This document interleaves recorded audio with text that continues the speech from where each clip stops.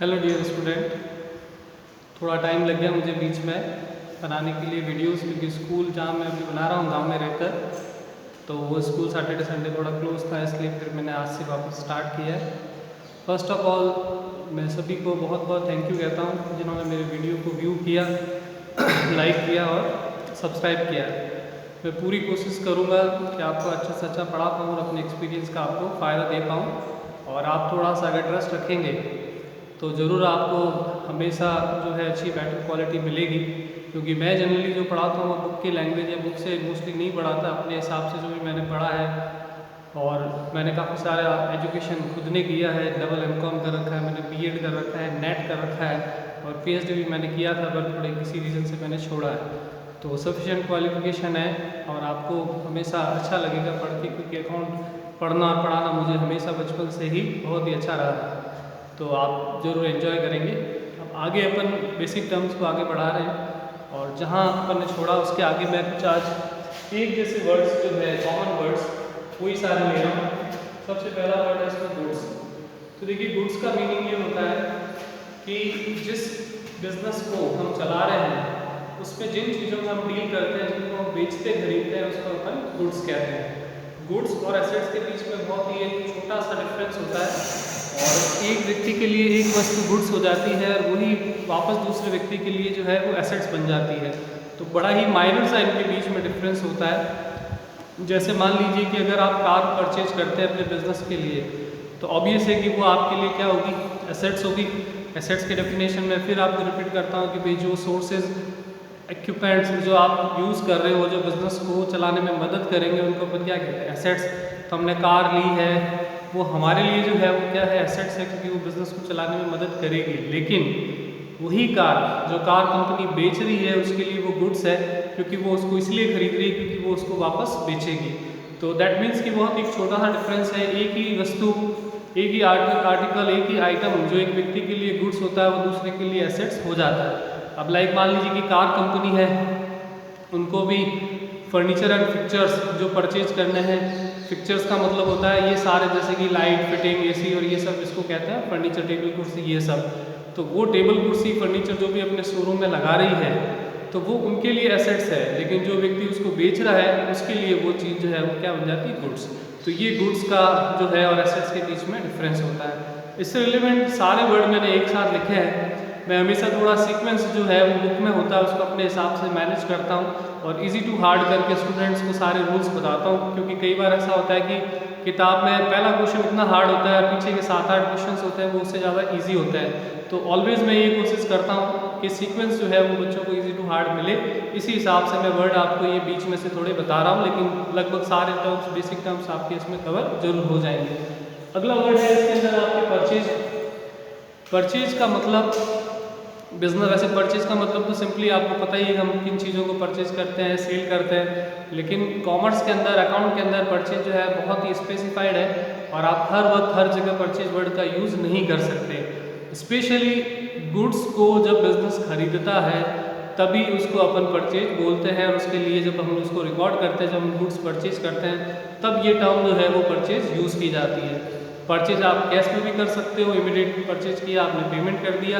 और आप क्रेडिट में भी परचेज कर सकते हो कि आप आज परचेज कर रहे हो, और जो भी सेलर है, जो जिसको हम सेलर कह सकते हैं, जिसको हम क्रेडिटर कह सकते हैं, क्रेडिटर टर्म होती है जिसमें कि जिस व्यक्ति से हम उधार में माल खरीदते हैं, तो वो व्यक्ति जो है हमको माल दे देगा, अभी गुड्स दे देगा, और उसको 2-3 महीने के बाद अपन उसको पेमेंट कर सकते हैं। तो दोनों तरह से परचेज की जा सकती है, कैश में इमीडिएट पेमेंट करके, और क्रेडिट में यानी कि थोड़े टाइम के बाद पेमेंट करके। इसके बाद अगला वर्ड है इसके अंदर परचेज रिटर्न। आजकल जैसे आपको पता है कि जैसे आप ऑनलाइन भी परचेज करते हो तो बहुत ऑप्शन देते हैं सारे अमेज़ॉन और फ्लिपकार्ट के भी। अगर आपको कोई चीज़ पसंद ना आए, चाहे शूज़ खरीदे, मोबाइल, टीवी जो भी है, तो उनके अलग अलग रिटर्न की पॉलिसीज़ होती है। किसी के अंदर वो चेंज हो जाता है, किसी के अंदर आप पूरा उसको देकर रिफंड भी ले सकते हैं। तो कई बार ऐसा होता है कि हम जिन चीज़ों को परचेज करते हैं वो क्वालिटी वाइज वैसी नहीं होती जैसे उसने पहले बताई है, प्लस उसमें कुछ डैमेज हो सकता है, प्लस कई बार रेट जो आपने लगाई है तो वो रेट जो पहले बताई थी उससे ज़्यादा कम कुछ भी उन्होंने एडजस्टमेंट कर दिया, गलत कर दिया, मोस्टली ज़्यादा लगा दे तो उन सब रीज़न से हम उस गुड्स को क्या करते हैं, रिटर्न करते हैं वापस। और वो परचेज रिटर्न कहलाता है। परचेज चाहे आपने कैश में किया हो चाहे क्रेडिट में किया हो, आप उस गुड्स को वापस रिटर्न करेंगे और रिटर्न करने के बाद वो पैसा आपको वापस देगा या फिर दूसरा गुड्स आपको उसके बदले में दे देगा। उसके बाद अगला वर्ड है इसके अंदर सेल्स। सेल्स जैसे मैंने आपको भी बताया कि जब गुड्स को हम खरीदते हैं तब उसको अपन परचेज कहते हैं, तो जब हम गुड्स को बेचेंगे तो वो हमारा सेल्स कहलाएगा। कॉमर्स के अंदर किसी भी चीज़ को बेचना, मशीन, फर्नीचर आदि को बेचने पर सेल्स वर्ड यूज़ नहीं लिया जाता है।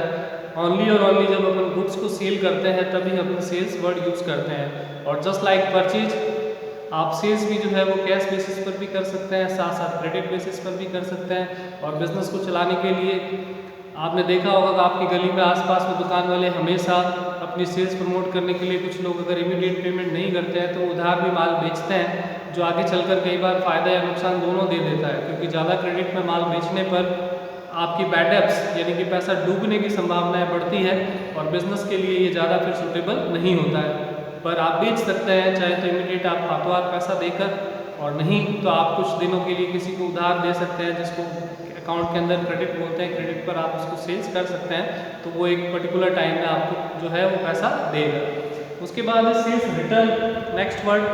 तो जैसा मैंने आपको बताया कि हम लोग किसी से परचेज करते हैं और हमको उसकी जो बिलिंग है वो कुछ एरर कर दिया, उसने रेट ज़्यादा लगा दी, या जो गुड्स बताया था सैंपल में उसके अकॉर्डिंग गुड्स नहीं था, कुछ उसमें क्वालिटी चेंज हो गया या गुड्स डैमेज हो गया, उसमें ब्रेकेज हो गई, कुछ टूट फूट निकली, तो आप रिटर्न करते हो। वैसे ही आपके कस्टमर्स भी आपका गुड्स जो है वो वापस रिटर्न कर देते हैं, तो उसको अपन सेल्स रिटर्न करते हैं कि भाई जब हमने सेल्स किया और हमारा कस्टमर किसी रीज़न से अपन को वापस अपना गुड्स जो है वो लौटा देता है, चाहे रीज़न कुछ भी हो, तो वो आपका सेल्स रिटर्न कहता है। और जब अपन आगे चलकर जब अपन अकाउंटिंग करेंगे, बेसिकली एक लास्ट मैंने आपको कल परसों में जो वीडियो बताया था उसमें बताया था कि बिज़नेस की एक लास्ट बैलेंस शीट बनती है, लेकिन उससे पहले एक कंपनी जो है या बिज़नेस है जो अपना प्रॉफिट लॉस निकालने के लिए फाइनल अकाउंट्स बनाती है, जिसके अंदर वो अपनी फाइनल परचेज, फाइनल सेल्स सब दिखाती है।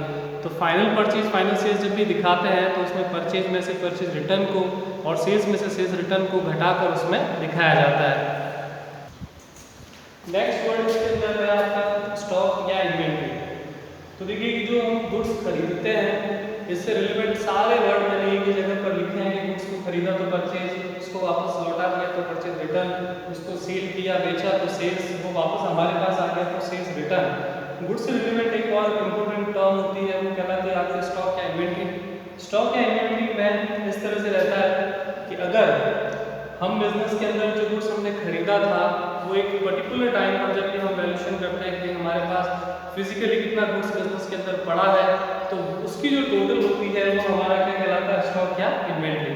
जैसे आपको पता होगा और ना हो तो ध्यान रखिए कि अकाउंटिंग जो होती है पहले टाइम में कभी भी कर सकते थे कि जनवरी से दिसंबर कर दी, दीपावली से दीपावली कर दी, लेकिन अब ये ऑप्शंस नहीं है।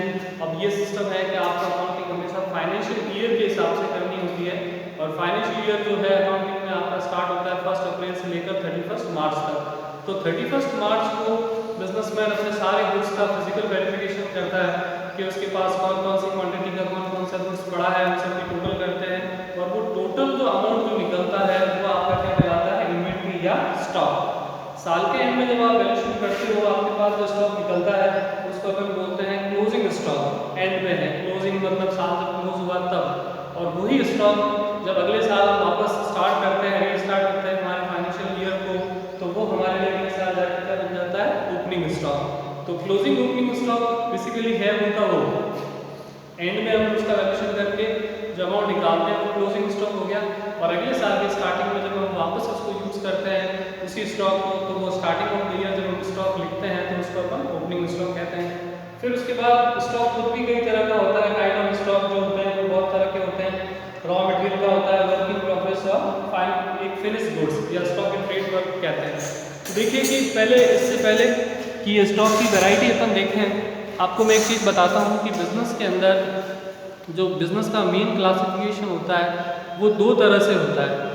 फर्स्ट एक तो होते हैं ट्रेडिंग कंसर्न।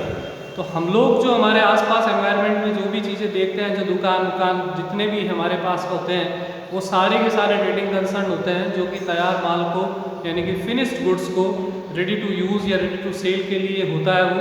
आप वो खरीदता है और फिर वो आपको सेल कर देता है। लाइक मान लीजिए कि आपके आसपास जो किराना स्टोर है, मेडिकल स्टोर है, प्रोविजन स्टोर है, तो वो किसी चीज़ को प्रिपेयर नहीं करते हैं, वो जैसा परचेज करते हैं और वैसा वैसा आपको क्या करते हैं, सेल्स। तो ये जो गुड्स होता है ये कहलाता है फिनिश गुड्स। तो ये जो सबसे लास्ट में वर्ड लिखा है मैंने फिनिश गुड्स, तो ये फिनिश गुड्स कहलाता है जो बिल्कुल प्रिपेयर्ड होता है। लेकिन दूसरी टर्म जो होती है वो होती है मैन्युफैक्चरिंग कंसर्न। तो मैन्युफैक्चरिंग कंसर्न क्या रहती है कि वो खुद गुड्स को तैयार करती है एक लंबे प्रोसेस के साथ। अब जैसे मान लीजिए कि रेमंड्स का कपड़ा आता है, तो सबसे पहले वो क्या करते हैं कि अच्छी क्वालिटी का कॉटन खरीदते हैं, तो वो उनके लिए क्या होता है, रॉ मटेरियल। फिर उसको वो धीरे धीरे प्रोसेस करते हैं, आगे उसे थ्रेड्स बनाते हैं, धागे बनाते हैं, तो वो आपका कहलाता है वर्क इन प्रोग्रेस, यानी कि वो काम चल रहा है, अभी कंप्लीट नहीं हुआ। और जब बाद में पूरा वो तैयार हो जाए, क्या भाई आपका क्लोथ जो है उसके थान जो होते हैं बड़े बड़े वो तैयार हो गए हैं, तो उसको फिर क्या बोलते हैं, फिनिश गुड्स। तो क्या रहता है कि जब एक पर्टिकुलर डेट पर हम अकाउंटिंग करते हैं तो डेफिनेट है कि ऐसा नहीं होगा कि आपके बिजनेस में जिस दिन साल खत्म हुआ उस दिन कुछ भी नहीं होगा। आपने शायद कभी ऐसा नहीं देखा होगा कि 31 मार्च को अगर आप जब साल खत्म होता है आप किसी शॉप पे गए और शॉप पूरी खाली पड़ी है, ऐसा कभी नहीं होता है। उनके पास जिस दिन फाइनेंशियल ईयर क्लोज होता है उनके पास कुछ रॉ मटेरियल पड़ा रहता है, कुछ गुड्स जो प्रोसेस में बन रहा होता है वो पड़ा होता है, कुछ तैयार भी पड़ा होता है। तो जो रॉ मटेरियल पड़ा है वो रॉ मटेरियल का स्टॉक, जो बन रहा है अभी तक बना नहीं वो वर्क इन प्रोग्रेस का स्टॉक, और जो बनकर तैयार है हमारे पास पड़ा है वो आपके कहलाता है फिनिश गुड्स का स्टॉक। तो ये डिफरेंट टाइप के जो है वो आपके इसमें स्टॉक कहलाते हैं।